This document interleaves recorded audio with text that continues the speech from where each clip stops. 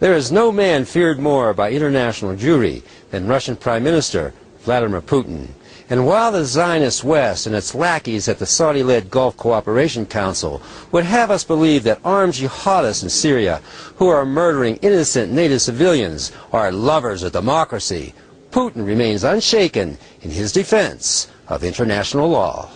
Last November, Putin sent a signal to the Zionist lapdogs by dispatching the Russian patriarch on a religious mission to Syria, where he met with both the Syrian Antiochian patriarch and Syrian President Bashar al-Assad. The message was clear. Putin, who recently announced that in the tradition of the Tsars his foreign policy will include protecting Orthodox Christians abroad, left no doubt that any attempt to oust Assad, who is protecting all minorities in Syria, will be opposed. Putin outlined his anti-Zionist stand last week when he assembled both Orthodox Christian and moderate Islamic clergy for a clear and certain news release that he will not countenance any foreign military intervention in Syria. At a meeting with the religious leaders, Russian Prime Minister Vladimir Putin spoke against any foreign interference with Syria. We certainly condemn all violence wherever it comes from. You should let people determine their destiny themselves. Now, with 3 Russian warships recently docked in Syria's port of Tartus, Putin's actions speak louder than his words.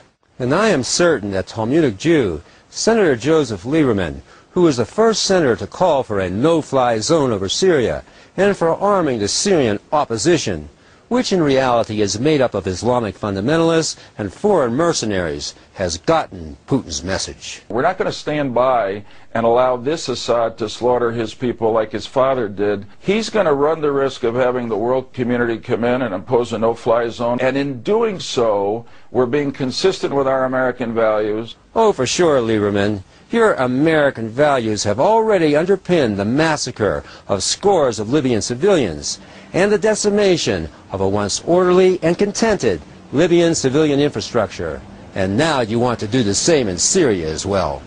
Now, why is international Jewry and its shill, the United States of Israel, pursuing its habitual violent program of regime change, this time in Syria, in order to install a pro-Zionist government, I mean dictatorship, in Damascus?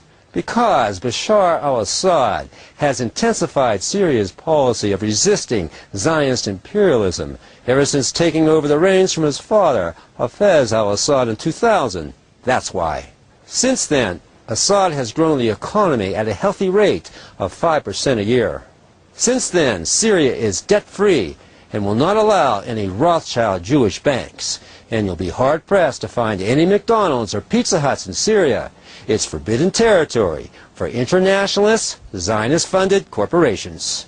And since then, due to Assad's independent, self-directed economic development, a program shared by all U.S. regime change targets, the Jewish globalist bankers and their corporate pawns are being thwarted from privatizing and politically Judaizing the industries and government of the sovereign nation of Syria. The Jewish-influenced U.S. State Department put forward this very same Jewish bankers' agenda when it stated last month that Syria refuses to join an increasingly interconnected global economy. The Assistant Secretary of State for Near Eastern Affairs, of course a Jew, Jeffrey Feltman, highlighted Jewish finance capital's plan for democracy in Syria. Read the humanitarian bombing of Syrian civilians in his recent testimony before the Zionist-led Senate Committee on Foreign Relations. Bashar al-Assad is destroying Syria and destabilizing the region. An orderly democratic transition that removes Assad from power and restores stability is clearly in the United States' interest. It will support our goals of promoting democracy and human rights. It's the same old lie. The Zionist West is framing the conflict in Syria as one between the lovers of democracy, led by the Free Syrian Army, and a murderous tyrant. So very, very far from the facts on the ground, as Russia and the Syrian government have been contesting all along.